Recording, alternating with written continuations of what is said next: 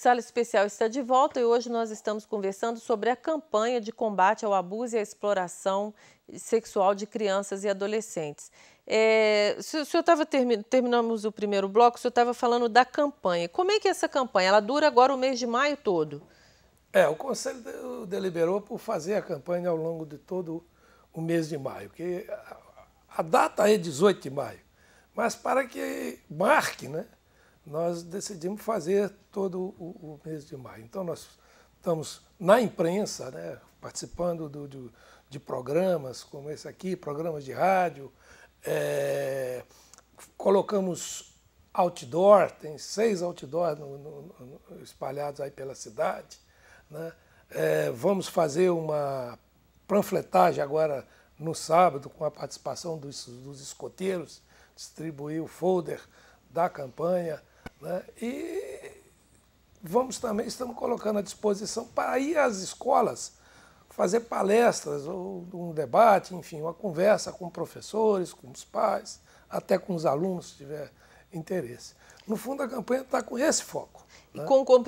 Para chamar a sociedade como um todo. Porque esse tipo de exploração, Beth, não acontece só na classe mais pobre, né? É verdade. Inclusive, assim, né, a classe alta ou média, né, fica mais difícil de a gente ter acesso. Então, assim, a família esconde, tenta resolver de outro jeito, às vezes, né? E mesmo eles aquela não dão credibilidade. Isso. E não dão credibilidade mesmo também, às vezes, para a criança. Isso não é um problema familiar, isso é um problema social e um problema de polícia, né? Com certeza. E é muito velado. Por isso que, quando a Beth coloca, ela que é do conselho, quando é denunciado, os casos que surgem é de uma classe menos favorecida. Mas, por quê? Porque é muito velado. Então, as pessoas mexem no milindre, né, das famílias. Também, mas a denúncia é muito discreta também, né? A pessoa que denuncia não é identificada, o processo corre em segredo de justiça. Isso. A exposição é muito pequena, né? As pessoas não têm que ter medo de denunciar. Mas tem. Mas tem medo. Mas tem muito medo. E é muito comum. Acontece o tempo todo, em todo lugar. Pra você ter noção, a gente tem uns dados aqui, uma entre 3 ou 4 crianças brasileiras é abusada sexualmente até os 18 anos. É muito grande o índice, muito. né? 165 crianças e adolescentes sofrem abuso por dia no Brasil. E onde estão esses dados? Não temos. Elas continuam sendo abusadas e a notificação continua não acontecendo. E a própria vítima, ela também busca esconder. Ela se sente culpada às vezes, né? Então, é um negócio muito difícil. Por isso que a gente estimula, se você tiver suspeita de algum caso desse, informe ao Conselho Tutelar. E a criança, quando faz 18 anos, ela pode denunciar também, né? A gente estava comentando aqui que ela tem 6 meses depois que faz 18 anos para fazer a denúncia assim que também. Descobrir, né? A família, assim que descobrir que a criança sofreu uma violência dessa, ela tem 6 meses para denunciar. E, no caso, completou a maioridade, tem 6 meses também para procurar o Ministério Público e fazer a denúncia. Ô Maria, qual é o perfil do abusador? Existe um perfil? Porque ele está dentro da família em geral. Pode ser o pai, pode ser o avô, pode ser o tio. Ele está na sociedade, né? Amigos. Ele está na sociedade. Quando a gente fala que é família, a gente não pode porque ser ele tá redundante. Mais próximo da mas criança. Alguém que frequenta a casa. Né? Alguém da confiança da família e principalmente da criança. Então, alguém que vai se aproximar da criança aos pouquinhos e a criança não vai perceber. E geralmente dando alguma coisa que a criança gosta, né? Então, assim, são pessoas muito acima de suspeitas. Né? Muito. Então, são advogados, são psicólogos, são terapeutas. Não tem uma cara para ser abusador. Professores. Os próprios professores na escola costumam ter casos assim? Muitas vezes, né? E o que é? Como é que a gente destaca ou caracteriza esse abusador? É alguém que tem um problema, obviamente, né? Uma pessoa para fazer uma coisa dessa, mas ele tem prazer sexual com crianças e adolescentes, né? aí com a faixa etária de puberdade, já saindo, né, da meninice ali, entrando na adolescência, que varia de 8 a 17. E hoje a gente tem mania de falar assim, a menina de 12, 13 anos já sabe o que pode e o que não pode, faz porque quer. Não é assim, Não né? sabe. Essa idade, a adolescência é até os 17, até completar 18 anos. E né? são sujeitos de direitos, né? E por isso que tem, né, o Conselho dos Direitos da Criança, existe o Conselho Tutelar e precisa do monitoramento da família. Deixar a criança, adolescente, livremente com internet e sem monitorar é pedir problema, né? De várias ordens. Essa pode ser uma delas. Uhum. Né? Você ia falar, professor? Mas, sim, você falou uma frase aí que está muito recorrente. Né? Não, a criança hoje em dia já sabe o que está fazendo.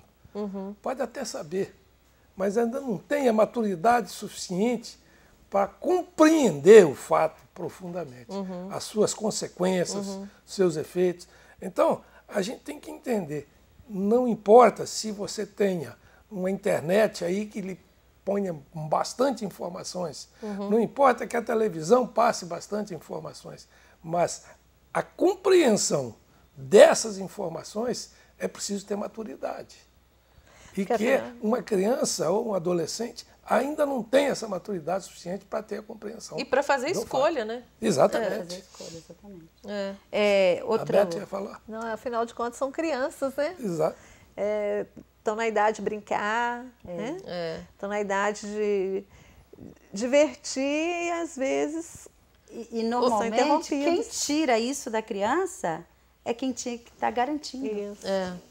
Então, normalmente, o abusador é quem tem que garantir que a criança seja criança, que ela possa brincar, que ela possa usufruir das coisas, né, que são pertinentes à idade dela. Ô Maria, como educadora, o que você aconselha para os pais, que por mais que nós que somos pais, a gente tente alertar os filhos, isso todo mundo está sujeito a isso, né?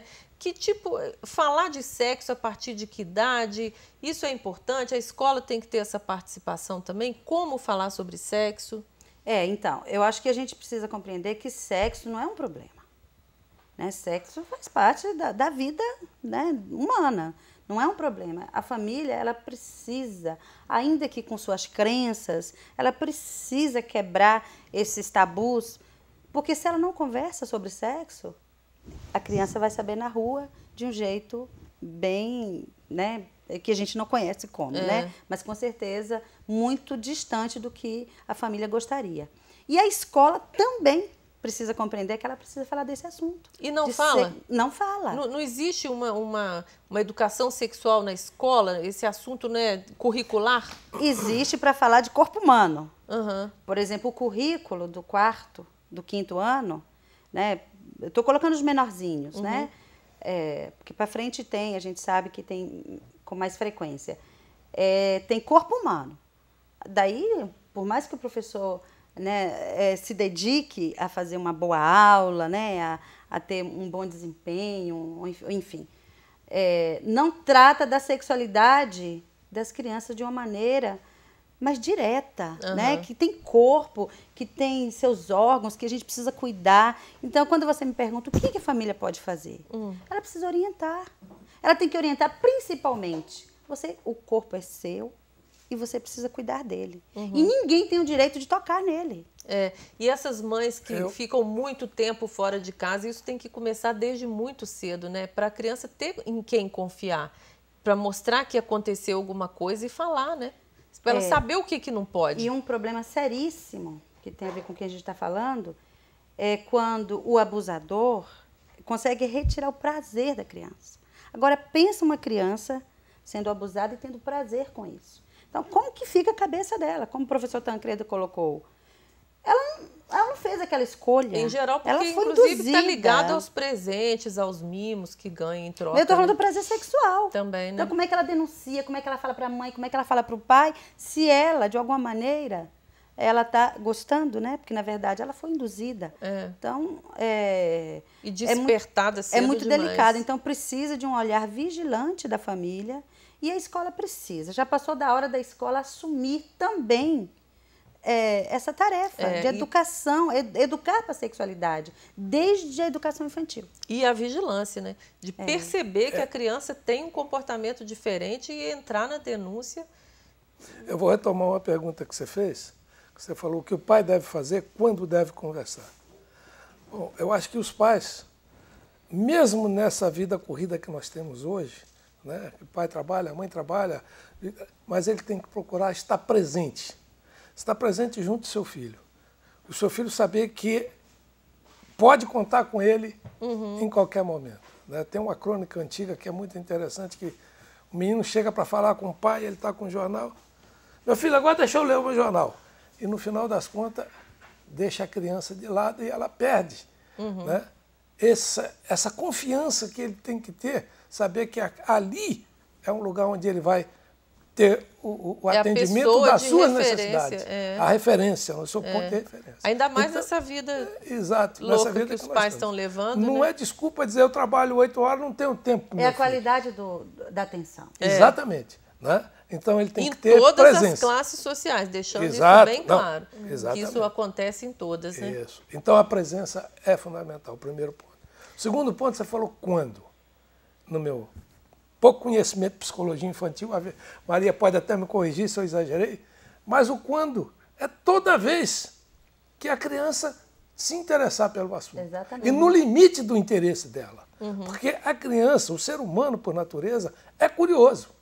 E uma hora vai tocar no assunto, porque isso desperta a curiosidade. E falar sem tabu, né? Claro. Né? Porque E de um jeito que a criança entenda. É lógico. A linguagem claro. que ela entenda. Né? Bom, gente, a gente tinha muito mais o que falar, mas nosso tempo terminou. O Sala Especial dessa semana chega ao final, agradecendo a participação dos nossos convidados. Antes disso, vamos dizer aos nossos telespectadores, mais uma vez, desse compromisso que a sociedade tem que ter para denunciar os danos que as crianças sofrem, os adolescentes sofrem por abuso sexual, são muito sérios, refletem depois na sociedade, com certeza. Então, esse é um compromisso de todos nós. E o telefone é?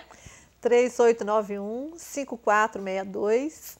Ou o Disque 100. Ou o Disque 100. E tem o plantão também, que é 9605-1027. Lá do Conselho Tutelar. Conselho Tutelar. Mas desconfiando, liga para o Disque 100, isso, que é o mais fácil de lembrar. Né? Infelizmente, qualquer orelhão.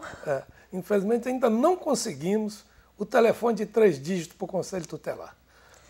Embora já foi prometido, esperamos que ainda saia. Fica aí a reivindicação. Fica a reivindicação. Mas, Léia, só um problema na vida adulta, um dos problemas é que aquela criança, ela pode se tornar um abusador também. Bom, a gente não vai ter mais tempo para falar sobre isso. E se você que nos assiste quiser entrar em contato com a produção do programa e enviar sugestões de temas para serem debatidos aqui, mande um e-mail para salaespecial@ufv.br. Nosso telefone, que aparece aí na tela, é o 3899-2674.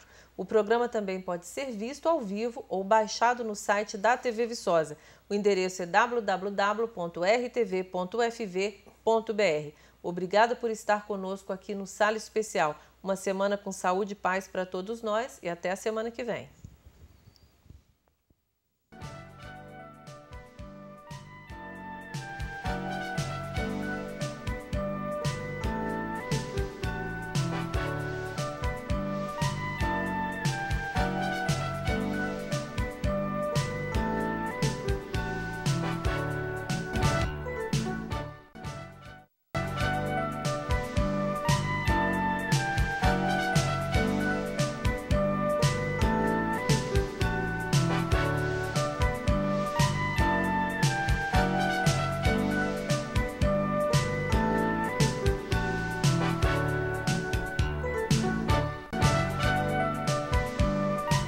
Sala Especial. Apoio Cultural Agros. Previdência, saúde e qualidade de vida no presente e no futuro.